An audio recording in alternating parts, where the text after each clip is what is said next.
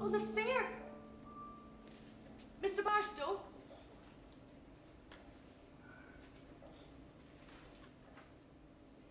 Mr. Barstow? Mr. Barstow! Mr. Barstow, can I have a word, please? What? I've gone through the whole house and everything is done. Betterview's had his entertainment. Mario's got his clean sheets. And well, I was wondering... Yes? I was wondering if I could go to the fair on Friday night. The fair? Friday night? Yes. Oh, I'll make sure that supper's prepared for everyone first, of course. Do you take pride in your work here, Jenny? Yes, Mr. Barstow. Do you think the quality of your work here deserves kindness from me? Yes. Yes, of course. Well, despite finding you as a shivering brat on the doorstep of this house, I decided not to throw you into the sea or to leave you to die. I took the food from my mouth and I put it in your mouth. When times were hard here, I was spending my money on you. Did I show you kindness then? Yes, yes, of course. Well, shut your mouth, you ungrateful little tart. I have a very special event organised for some of my town's guild friends, and I need you, Jenny, to be a little entertainer.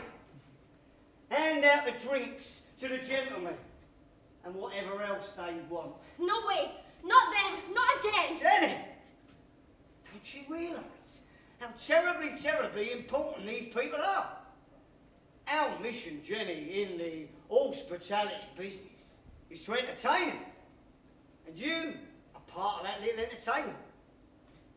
Now, you live here under my roof. You eat here and you sleep here. So it's only reasonable you pay your way. Now, if that means being the meat in some of my guest sandwiches, so be it. Now, take that look off your face and smile. Because if you don't like it, you know where the door is. See how long you last. That bastard never lets me out of his sight. These people have already invested in our campaign, Jenny. No, in my campaign to become mayor. You understand, of course, this takes a lot of palm greasing. These people can be milked for more grease. Wherever I am, whatever I'm doing, he's always watching. Watching. In the kitchen. Watching. In my bed. Watching. In the bathroom. Watching till he's dead. Up the stairs lives my dear old Mr. Snape. We sit in his little attic room for hours just to get away from Barstow and the others. Whenever things get really bad, he is always my shoulder to cry on. But he's a very private man, and he never talks about himself. Although sometimes, out of the corner of my eye, I can see him smiling at me. Rather sadly, though. He's so different, and so unlike the others. You know, there's no wandering hands, or smutty remarks, or raised voices. But they all despise him. Especially Barstow. Good morning, Jenny. And a beautiful morning it is. May I thank you for that beautiful breakfast you prepared this morning. Oh, those prunes. So luscious they were. I hope they won't come back to haunt me, that's all. You know, I do not know how we would manage here at Ivy House without you, Jenny. Thanks, Mr. Snape. I'm not sure that Barstow would agree with you, though.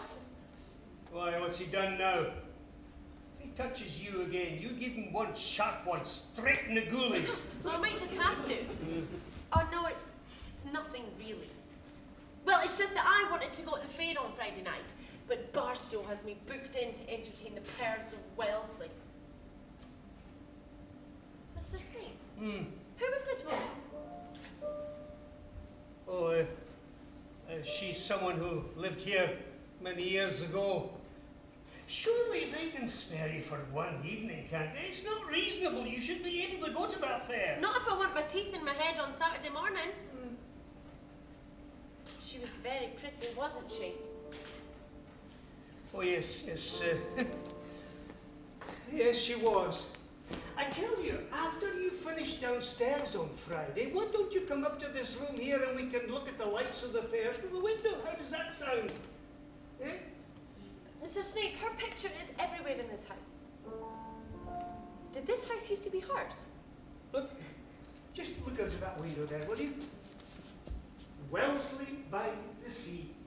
With all my travels, I've never seen a place to match it, you know, really. I think that I would sacrifice the pyramids just for the sight of that blue sparkling sea there. And so, on Friday evening, as you won't be out, forget the fair. You won't be there. So we'll just lark about. And as I'm sipping cocoa, and as you're sipping tea, we'll both look out the window, and we'll both go tea. Oh, this is the place we live in, but Wellesley's such a bore. Wellesley is our prison cell, yet Wellesley we adore. Wellesley's not so happy, and Wellesley's not so smart. Wellesley's the place we hate to be, but Wellesley's in our hearts. See, I know Wellesley's got its faults, but so is everyone else. And I also know that we live in the worst hotel in the land, infested with thugs and perverts as residents. But at least up here in my little room, overlooking the sea, we're safe. Oi! You better be mucking around with that old git. You should be preparing this house for the Gilbys' dinner. Ignore the little bastard.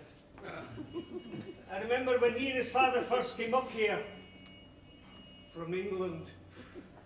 And what a day it was. Oh, the rain was torrential. It was absolutely persistent. And they ended up at about 11 o'clock at night as Mrs. McTavish is down the road there. They rang the bell. Nobody answered. Rang it again. Nobody answered. Rang it again. And eventually, Mrs. McTavish opened the door in her nightie. It's a strange place to have a door. And she was appalled when she saw them there soaking wet. She said, heavens above, you can't possibly stay there in the pouring rain. Sod off.